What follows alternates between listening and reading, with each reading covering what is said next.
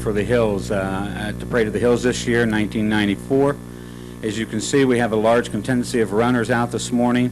We have, I think they range in age from like 7 years of age to the youngest on up into the mid-50s. This is sponsored by the Citizens Bank of Nelsonville, Ohio, and it is put on each year by Jim Hall and his crew out of the Citizens Bank. Also, it is taped by courtesy of the TV5 cable company. Joe Edwards, who's always been a long supporter of the community, has this tape made of the Run for the Hills so that it can be viewed by the people at home. Jim's giving me the signal now that he's getting ready for the race to start here very quickly, so and shortly we'll be able to get into the vehicle and get a move out, because these runners, once they start, will set a real good pace. Joe here's with me in the vehicle, and he can give you a little bit of commentary as to what he thinks about the race. Well, you know, some of these guys, of course, they're all young, and that helps a lot. And it just rained, so right now we're right after rain, and yeah, I think we're ready. You better take it. As you can see, we got a real quick start out here this morning. This will taper off real quickly, because on a 5K run, which is 3.1 miles, for those of you who don't understand the metric system, you can wind yourself really quickly. And as you'll notice, they started off very quickly. We're slowing down now that we can stay out of the way of the runners and not interfere with their rhythm in this thing. As we go along, you'll notice that the course itself starts from the LS store here, and it winds up through the county road over to Hocking College into the parking lot over there. The runners now seem to be settling in just a little bit, setting their pace.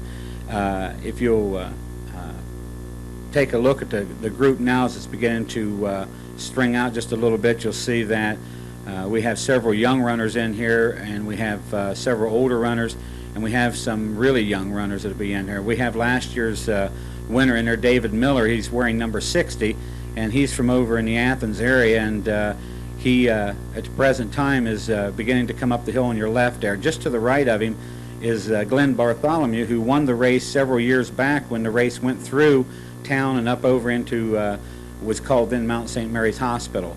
Glenn Miller is number 60, and Bartholomew is number 55. So these are one of the two to watch here for this race. Both of them's won it before. Both of them are long-distance runners, and you'll be able to see them start setting their pace. One of the things about long-distance running, and this is not a long-distance run, 5K is a rather a short run, but in long-distance running, the idea is to set your pace so that you know where you're going to be during the race and when you're going to finish, and then for the second and third place man to draft the first person in front of him so that he can conserve his energy over the length of the race. And you'll notice behind them in the runner in third place is Mr. Owen, I think is his last name. He's from the Athens area also. We have runners from New Plymouth, Logan, Athens, Nelsonville, the Plains. I think right now we have 40, almost 50 some. It's 47 or 48 runners we had entered this year, so let's sit back, give them a chance to look at it and kind of enjoy the scenery of the Parade of the Hills. You know, one thing there that I notice now, you see now that it's definitely taking a series, but when it started out, that one kid looked like he was shot out of a cannon, didn't he? Yeah, that's inexperience for you. What they'll do is they'll now about fourth place. Yeah, he's back somewhere in the pack in the middle of it. They've caught up with him and passed him, but what he did is he burned up a lot of his energy first. One of the nice things about today, Joe, is the fact that the weather is about 75 degrees outside, and the humidity, although it's up a little bit, is cool because we had rain all evening, and the sky's overcast, and there's no real brilliant sun to heat up that highway.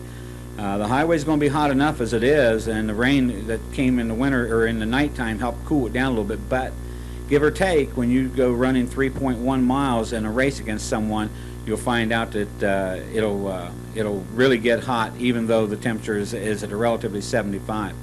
But as you can see right now, Bartholomew's starting to make a move on Miller, coming up the second hill in the series of the race. He's about the first third of the race out, so he's beginning to set the pace, and the field has fallen far behind.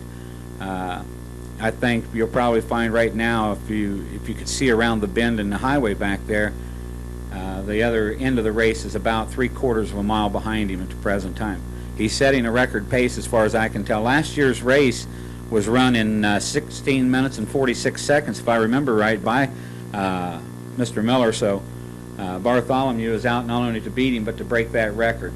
So if you just give yourself a thought line here, 3.1 miles is a long way to run, Joe. Yes, it is. Now, the boy in second place right now, you see the one that won last year? Yeah, that would be David Miller. He's 27 years of age, and he's from down on River Road there in Athens. And he does a little bit of running from time to time. And then Bartholomew, the one number 55, it's in front of him. He's 38 years of age.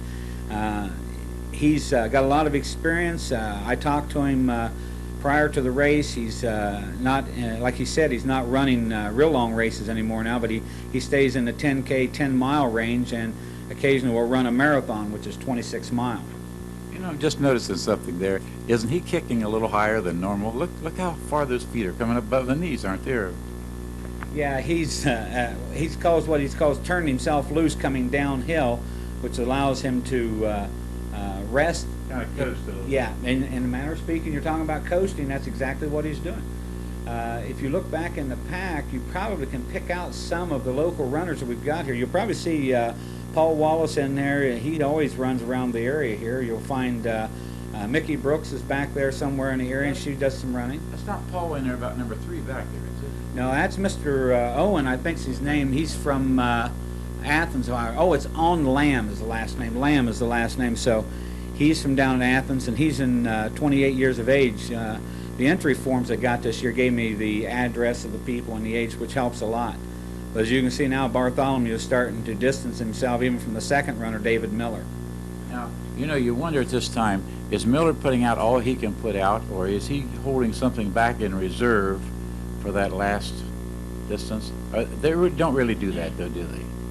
I think when we're talking long-distance running, they probably have set themselves for a certain pace, and then toward the end, yeah, indeed, they try to have a kick, what they call a kick, for the last race, or last half of the race, the last quarter of the race, whatever they feel is necessary. I know you'll be looking forward to seeing your grandson in the race back there. Hubie, he's racing. I talked to him the other day. Hubie told me, he said, if I finish in 20-some minutes, I'll be tickled to death. Yes. If I could finish, I would be tickled to death, even if I was crawling on my hands and knees the last part of it in. Keith Davis, the radio station, Keith's in there too, I believe. I didn't see him there before we started, but I think he was telling me yesterday that he was going to, Keith Davis said he was going to enter. But I just didn't necessarily see him. Maybe he backed out, chickened out the last minute, you suppose? I think we'll find them when we make the swing. We're coming into Hocking College right now.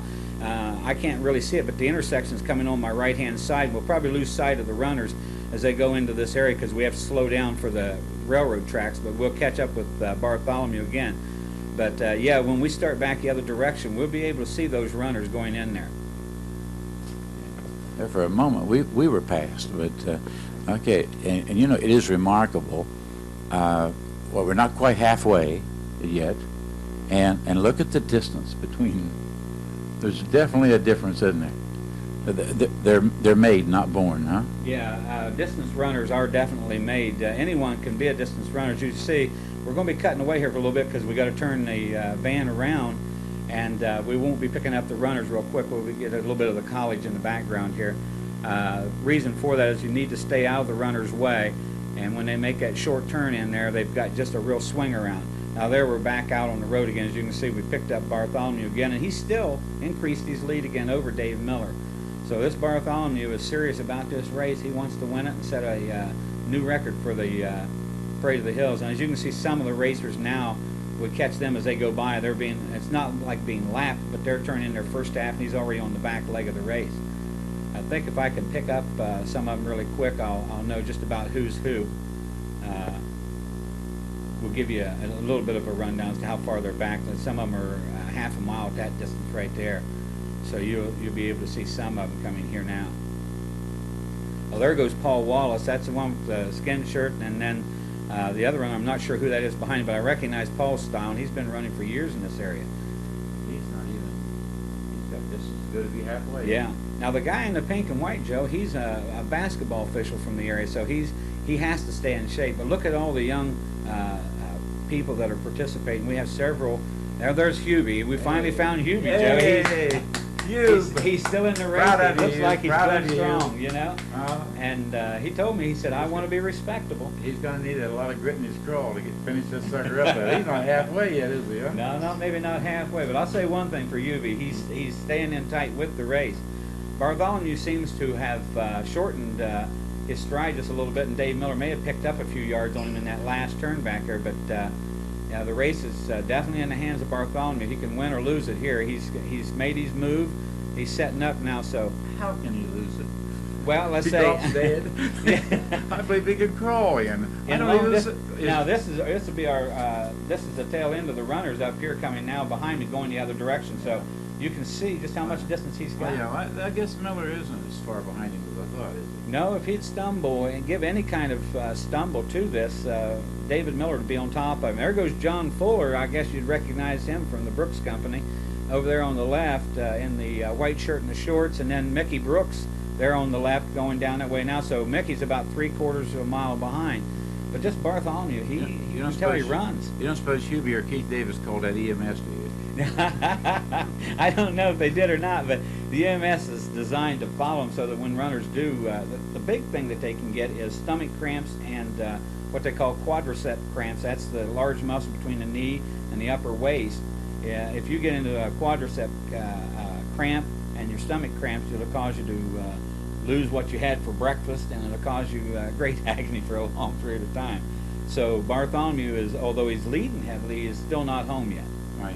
Well, we're heading back here now. We've got a curve up ahead of us, and then kind of downhill, haven't we? Yes. This is a long drag now because you're on the second third of the race. Well, we're uphill now, also. Yeah. Right. Presently, we're going to kind of up a grade, not a hill, but grade. Now, right. Imagine running about 2 miles, and then you start uphill, and it's a long trek uphill. And just when you get to the top of it and think maybe you're finished, you got a dip, and you go down, and you come back uphill again. So the run for the Parade of the Hills is at least a very testing 3.1 mile race. But I really kind of believe I'd rather run this than the old one up through Pine Grove. Remember that one? That was what they called a killer run. I would guess so. But when I talked to Bartholomew, he said he liked that run. Of course, he was training a lot more of running up and down hills for marathon running.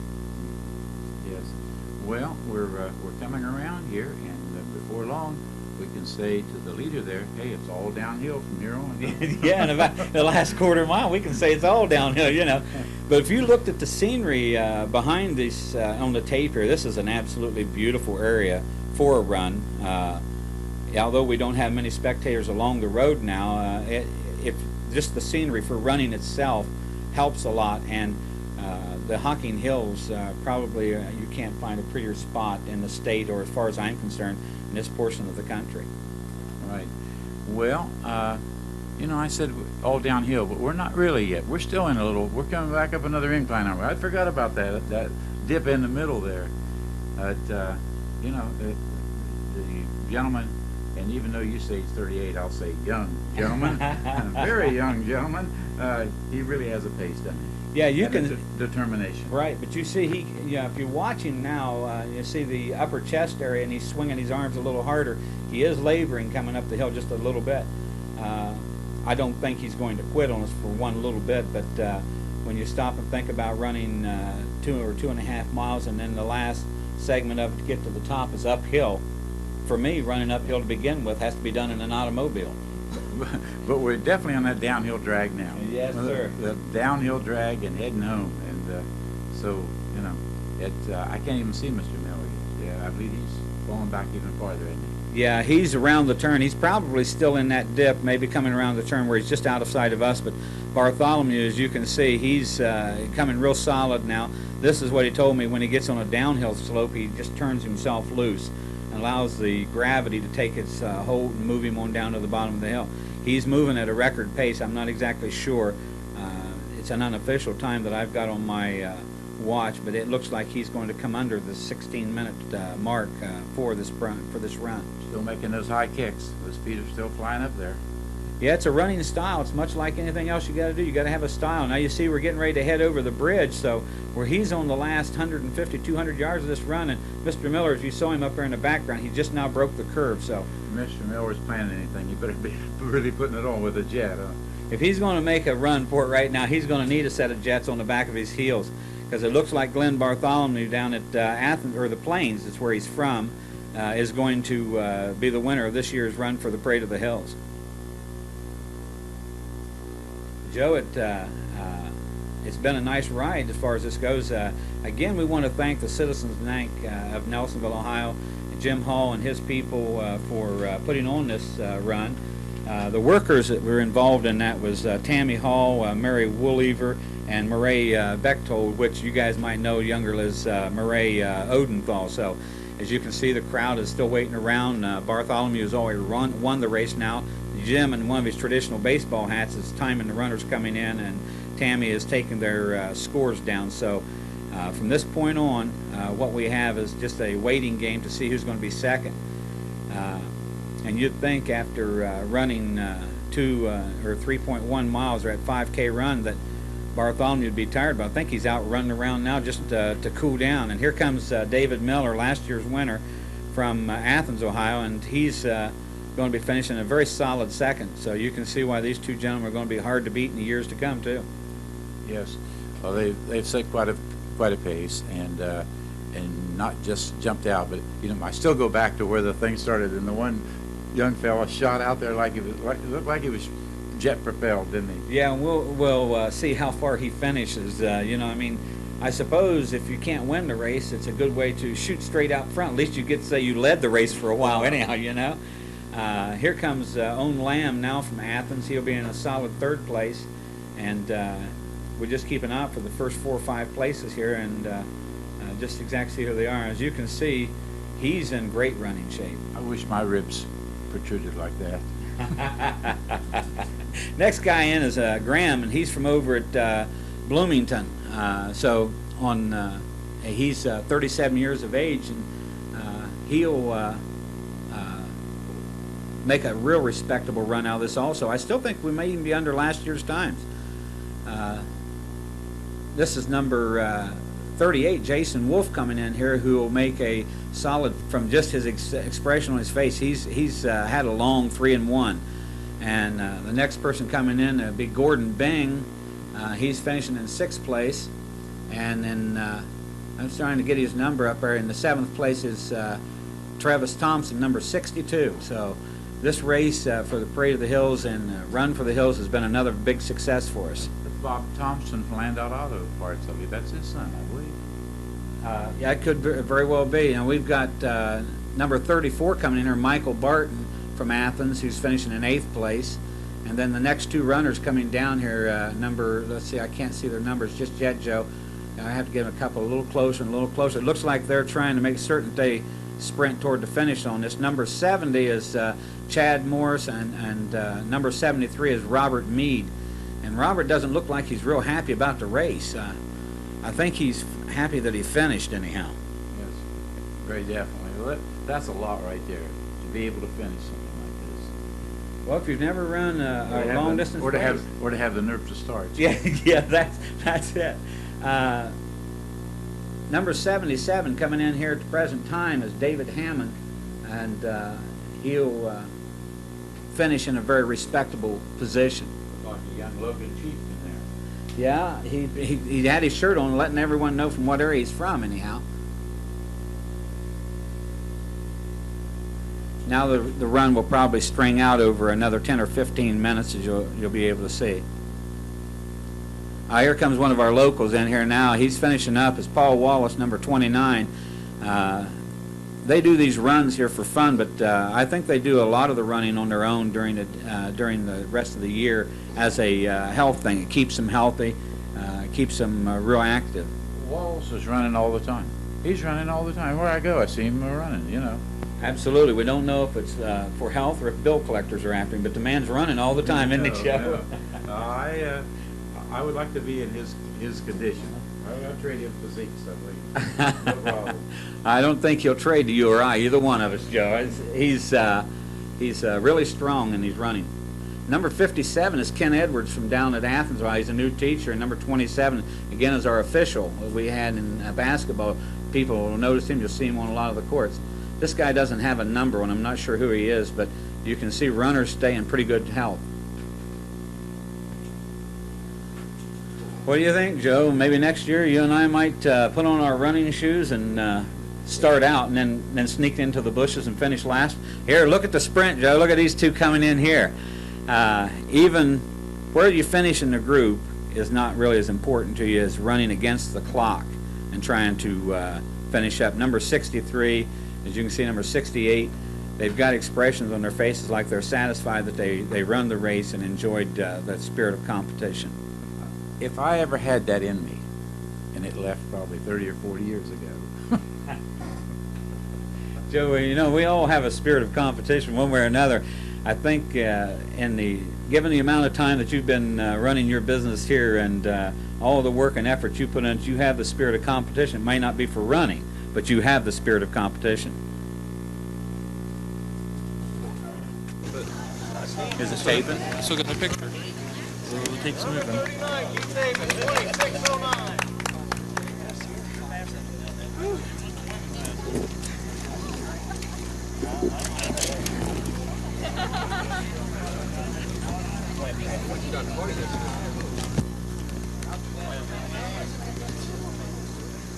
Oh.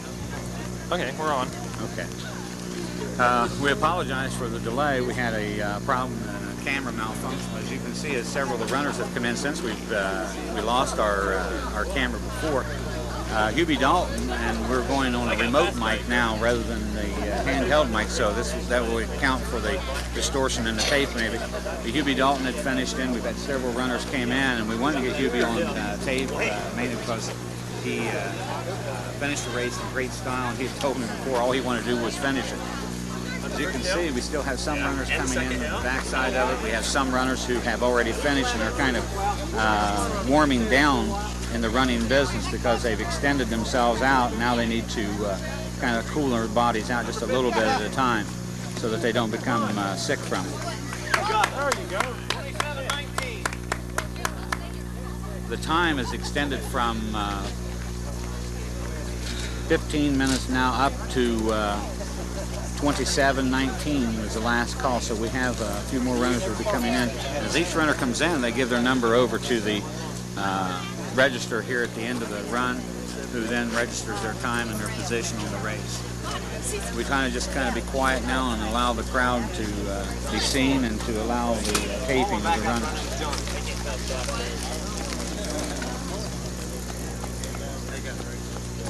Number 33.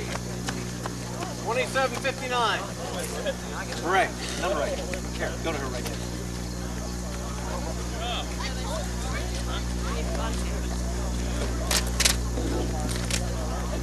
They're still running. This takes a good bit of courage in order to run in this race. So we have the last 3 runners coming in at the present time. So we give these people a large hand because a 5K race is no easy matter.